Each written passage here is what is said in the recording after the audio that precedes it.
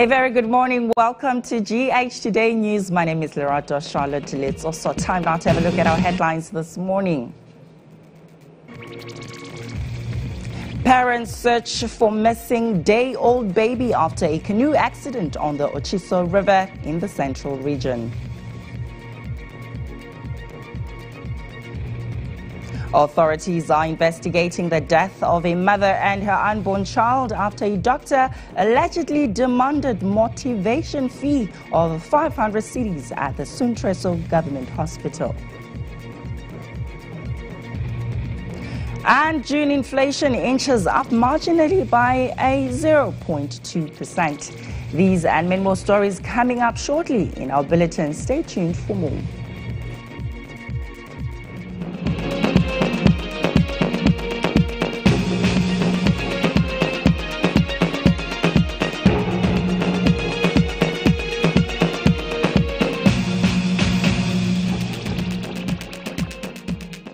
You're watching GH Today News, and on top of our stories this morning, the Ashanti Regional Directorate of Ghana Health Service has directed management of South Suntreso Government Hospital to conduct investigation into the death of a 30-year-old pregnant woman who died at the Suntreso Government Hospital on Wednesday, July 4th of 2018. It was reported that 30-year-old Angele Freya Jiman died after the health facility refused her entry into the labor ward because her husband could not immediately pay a 500 cedis doctor motivation fee. But the management of the hospital has debunked the allegation made by the deceased husband, Pastor Solomon Lamo Latif, against South Suntreso Government Hospital.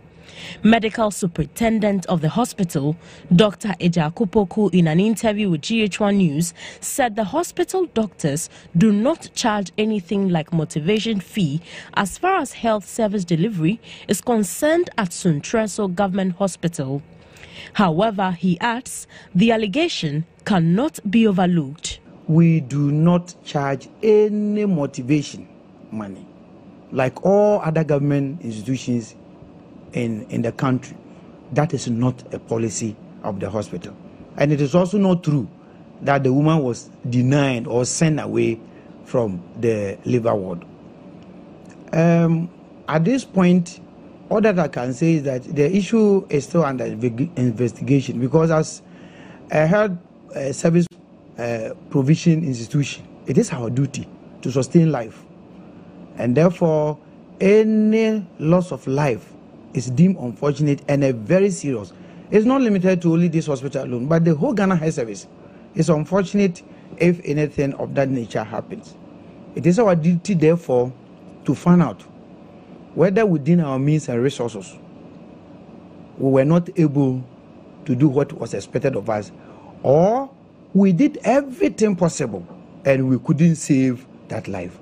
And that is why it has become necessary that for each mortality or each death that occurs in our institution, we take our time to go through the process. We send a notification, and then we set up teams, both internal and external, to look into the issues. As to whether the doctor received money or not, the team is the investigating team is going to find out whether it's true or not. This is an allegation, and it is the word of the husband of the woman against the doctor. Health Minister Kweku Agyeman has once again directed management of the Kolebu Teaching Hospital to continue admitting patients to emergency ward of the facility. The director follows another directive from management of Kolebu to other hospitals to stop referring patients to the facility. The move comes on the back of public outrage following circulation of pictures of patients receiving treatment in plastic chairs they have to buy and on the floors. Speaking to the media in Parliament, Agyeman appealed to the hospital not to turn patients away. You see, you just don't get up and go to Kolebu, one, without referrals. That will help take us some part of the load. We are now exploring areas where we can even begin to offload people who are staying in Korle Bu for a very long term, so that somebody sits on a bed for 3 months, 2.5 months. If you have a place where we can put such people, we will release some space for people in Korle Bu to do their work very well. I think the doctors and the nurses and the health workers there, including me, the minister, are getting a little bit overburdened with the top of challenges that are coming. But we have taken up the challenge to resolve some of these matters. Menu also appealed to patients not to resort to only Korle Bu, but patronize other satellite health facilities. They should not turn away emergency cases. That is why you are seeing that congestion there after that directive. So I'm helping them to do what it takes to take in the numbers that are coming. But I should also advise people that Korle Bu should not be, all of us, including me and you, our first point of call. You understand my point? We should go there with very critical things on referral basis, so that we ourselves will also take part of the load from them. So let us begin to visit the, how do I call it, the polyclinics. The same doctors you meet at Korle Bu are the same type of people who are also sitting in the polyclinics, the same nurses. But some of the polyclinics don't have the type of bedding we are putting on Korle Bu. If you go to Adabraka Polyclinic, I mentioned about 7 or so polyclinics that we can visit on the first instance. And if our situation is just said that we by all means have to go to Korle Bu, that is the cases we should be taking to Korle Bu.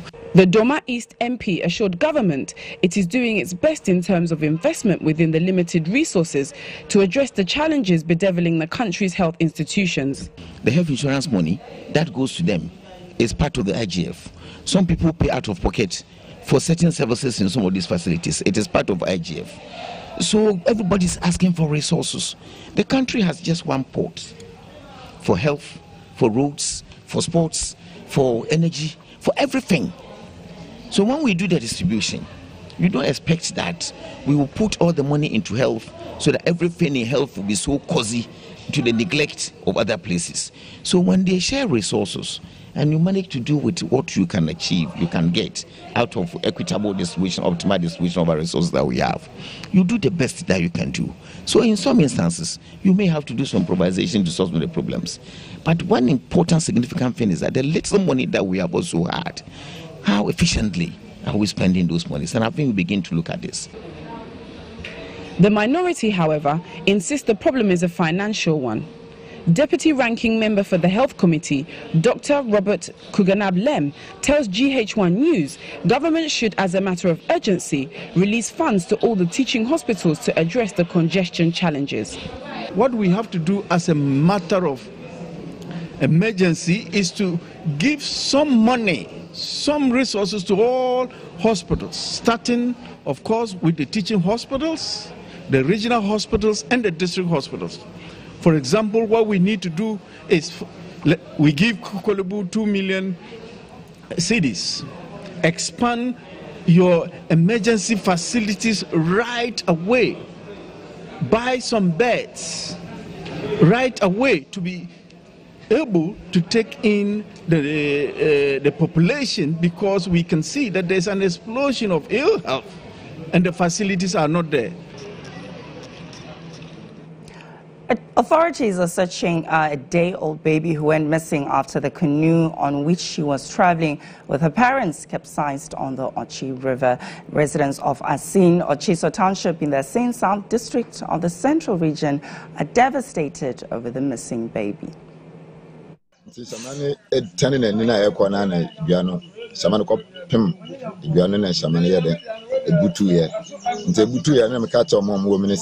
Media Momu, Penifoni behind and how Muya Butre. A dear across in Sonam Cato behind Sa, Idiana across you in Sunimuno. No Bia Blakey, a dinner. In some movie now, Namitia me say, Sassimi Wayne, Essinti, or Momla, Nemina, Nemini Charlie, a sign. About into a mill mobile and then Mammy and son of my common air for Minquana, Miniamu, a dinner in Sunimu, a Mudopa, a blade. And the American went to some animal to me. I can't. The menu animal buy on Bobo and G. Beniforno, Echo, a slow, a Corandi, if you share a side jolly, if you share a quite chili, yeah, no. Namcasana, CJ, a Yimpen, Furnace, Colano, Cliff, my Daniamase. It is a mutsis as a son is here, a buy. Government has disclosed some Ghanaian migrants are currently stranded in Libya. According to the Foreign Affairs Ministry, the exact number of such migrants is difficult to ascertain given the conflict in that country. Particularly young men and women. Addressing Parliament following a question from Bulsa South MP Dr. Clement Apak, Foreign Affairs Minister Shirley Ayokoboche challenged figures put out by the IOM regarding the number of stranded Ghanaian migrants in Libya. The figure put out by the International Organization for Migration IOM office in Accra conflicts with figures provided by the IOM office in Tripoli to both our consulate in Tripoli and our mission in Valletta.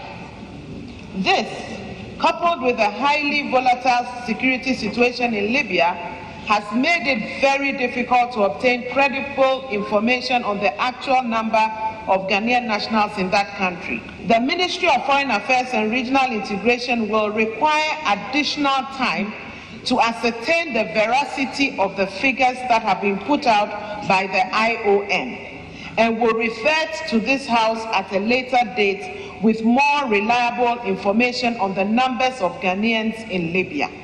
The minister, however, assured government is keenly monitoring the situation and will make adequate provisions for evacuation if need be. In collaboration with the IOM, about 200 Ghanaians have been repatriated to Ghana since April this year. In closing, I wish to reiterate that despite the challenges, the ministry, through its missions in Valletta and the consulates in Tripoli and Niamey, are deploying all available resources to offer assistance. If we ascertain the alleged huge numbers and it becomes necessary, government will consider evacuation. President of the West African Parliamentary Press Corps, Andrew Edwin Arthur, has cautioned journalists to desist from serving the interests of politicians, but rather work to serve the interest of the public. According to him, journalism is gradually losing its status as the fourth estate of the realm. Speaking at a symposium and media suite in Accra, the president of the West African Press Corps, Andrew Edwin Arthur, said most journalists have sidelined their professionalism with personal gains. He further explained journalists do not criticize persons in authority and always overlook the negative aspects of politicians. The media we have today in the West African sub-region is not the same as we used to have about 2 decades ago, because they have gone through various changes that have worked against their influence and pride of place, and I dare say we are losing our pride of place as the fourth estate of the realm. A member of Nigeria's Senate, Senator Ben Murray Bruce, urged journalists to be fearless and help in the fight against corruption. As an instrumental tool in the cause of national development and in fostering a democracy, the media is expected to report, comment, and analyze activities of the executive, judiciary, and legislature without fear or intimidation, and with the best journalistic practice in order to fulfill her role as a defender of democracy. Therefore, journalists should be seen as a sacred call between you and God. By this, you should cherish and safeguard your responsibilities. Minister of Information, Mustafa Hamid, appreciated the efforts of West Africa Parliamentary Press Corps towards promoting integration among themselves. He advised West African journalists to use their power for constructive purposes. Your singular symposium and summit has brought under this small roof all kinds of shades of opinion in our Ghanaian society. That tells you how powerful you are and how you can use that power either for constructive purposes or for destructive purposes. The Ghana Integrity Initiative has expressed concern over the reinstatement of suspended state officials without publishing a full report of investigations conducted concerning their suspension. Now, speaking to GH1 News' Edinam Ehiadome, communications manager at the Ghana Integrity Initiative, Michael Boadi, expressed worry that Ghanaians would begin to lose confidence in the investigative processes should this continue. Citing a report of the Committee of Inquiry assigned to conduct investigations into the Australian visa saga, President Nana Akufo-Addo has reinstated the Deputy Minister of Youth and Sports and the board chair of the National Sports Authority. The president suspended the two over their alleged involvement in the travelling of some 62 Ghanaians to Australia, posing as journalists. This led to much agitation among Ghanaians, especially football fanatics, who questioned the morale behind the suspension of the two persons. But according to communications manager at the Ghana Integrity Initiative, Michael Boadi, the president did not err in his decision to reinstate the deputy minister once it was found that the latter had done nothing wrong. I think that there's nothing wrong with people being cleared of or suspended and reinstated if we don't have any basis to think that they have done anything wrong. I think that many of us seem to have problems with it because there had been 1, 2 or 3 instances where investigations had been conducted and the presidency had come out to say that they've been cleared and that they found nothing wrong with it. I think that that is what we should all expect and pray for. He added that the unavailability of the report by the inquiry committee set up to probe the matter leaves the public clueless of any possible updates and outcomes. Those who does not seem satisfied with the approach are also justified because consistently when the president clears them, we don't get to see the report. We don't get to know what went into the clearance, and therefore it is slowly becoming an academic exercise. The president would initiate an investigation and then come back and say they've been cleared. Michael Boadi, however, challenged government to make the reports of such investigative findings known to the public. Meanwhile, the GII has intimated that Ghanaians could possibly lose confidence in the investigation processes should people be convicted of any offence without publishing the full report. The President of the Republic, Nana Addo Dankwa Akufo-Addo, has revealed that his government has set up its first cattle ranch in the Afram Plains to help deal with the Fulani herdsmen and cattle menace. Speaking at Adaklu on day 2 of his 3-day tour of the Volta region at the sword-cutting ceremony for the construction of a multi-purpose youth and sports resource center, President Akufo-Addo stated that in fulfillment of the pledge he made on the run-up to the 2016 elections, his government has begun the construction of ranches across the country. According to President Akufo-Addo, the first ranch has been established at the Afram Plains, and government has chosen several sites around the country where it is going to establish these ranches in order to bring the cattle into safe and secure environments so that the desecration of the lands will be a thing of the past. We've also begun a new situation for the ranching of the Fulani herdsmen and their cattle.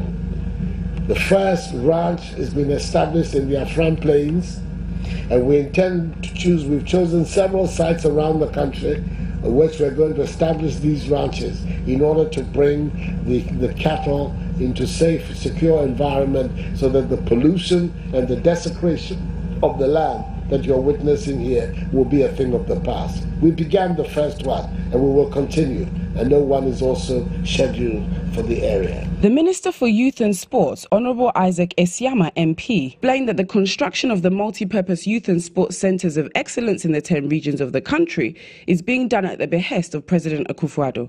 The deliberate provision of these facilities, the minister stressed, has never happened before in the history of this country. With the initial design for the Adaklu Youth and Sports Resource Centre meant to have a 5,000 seating capacity, Honourable Isaac Esiama noted with the intervention of the Volta Regional Minister, Dr. Archibald Letcher, the Adaklu facility will now have a 10,000 seating capacity. Additionally, the facility, the minister said, has been fitted with a counselling centre, an ICT centre, an entrepreneurship centre and a modern restaurant. All 10 projects, the sports minister assured, will be commissioned April of 2019, after which the next phase of construction for 10 more youth and sports development centres will begin. The European and Developing Countries Clinical Trial Partnership has developed an appropriate healthcare service for the effective allocation of the resources in the quest to improve the health and safety measures within most African countries. Now, this is scheduled to take effect by collecting data from the 17 sub-Saharan African member countries in order to accurately assess the level of health problems. Here is a report by Edmund Akwa Jr. European and Developing Countries Clinical Trial Partnership is a public-to-public partnership between institutions warranted by national governments in Europe as well as sub-Saharan Africa, supported by the European Union.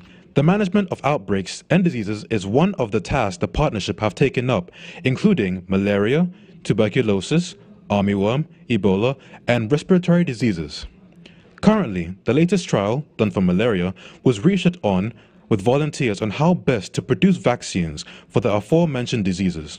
Meanwhile, it is the aim of the European Developing Countries Trial Partnership to come up with various solutions after research work. High Representative at EDCTP, Leonardo Santos Simao, said the outcome of the research will help reduce diseases in Africa.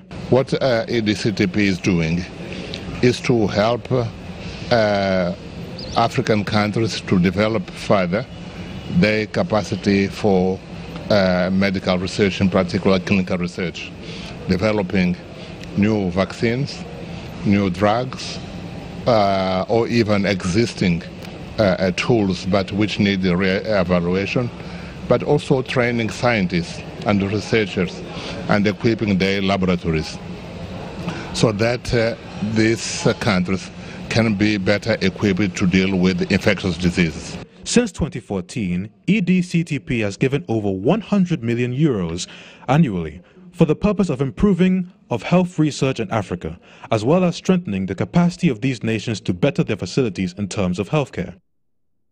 In the world of business, prices of goods and services went up marginally in the month of June compared to May 2018. Now, this is because inflation rate for June 2018 rose to 10% as a result of increases in prices of non-food items in the country. This figure is an increase of 0.2% as compared to the 9.8% recorded in May 2018. Products in the non-food sector recorded a year-on-year inflation rate of 11.2% in June 2018, compared to the 10.9% recorded in the month of May 2018, while that in the food and non-alcoholic beverage group recorded a year-on-year inflation rate of 7.3%. This is 0.3 percentage points lower than the rate recorded in May 2018. The major price hikes recorded in the June data presented by the Ghana Statistical Service indicated that clothing and footwear recorded the highest inflation rate of 16.1%, followed by transport with 15.5%, recreational and cultural with 13.8%, furnishing, household equipment and routine maintenance with 13.3%, and miscellaneous goods and services with 12.7%. Four regions, the Bono-Ahafo region, Upper West, Western, Ashanti, recorded inflation rates higher than the national average of 10%.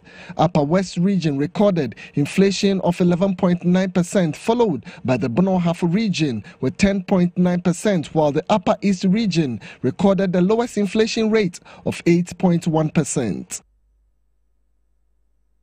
Let's now have a look at the weather forecast for the day.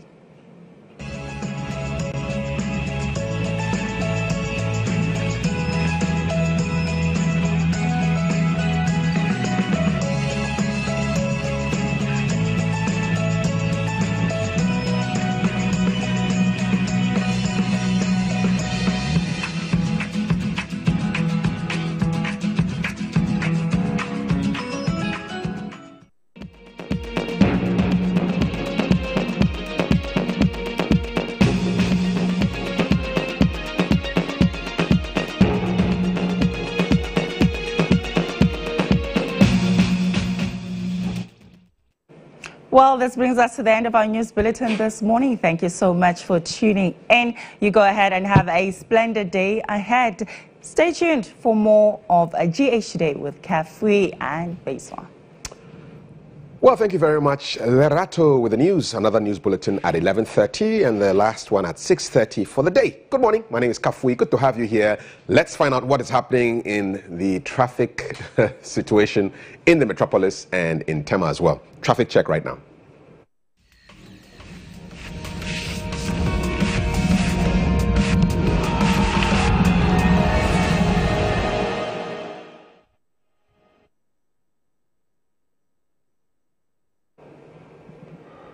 Okay, Throwback Thursday. Let's see what the traffic has to offer us this morning. This is the Ring Road Central area. It is beginning to build up, heading towards Circle, I believe. Yeah, but it's clearer heading towards La Osu, Laboni. And so if you're coming from Asalam down, coming from Nima, this is what you get when you hit that main artery.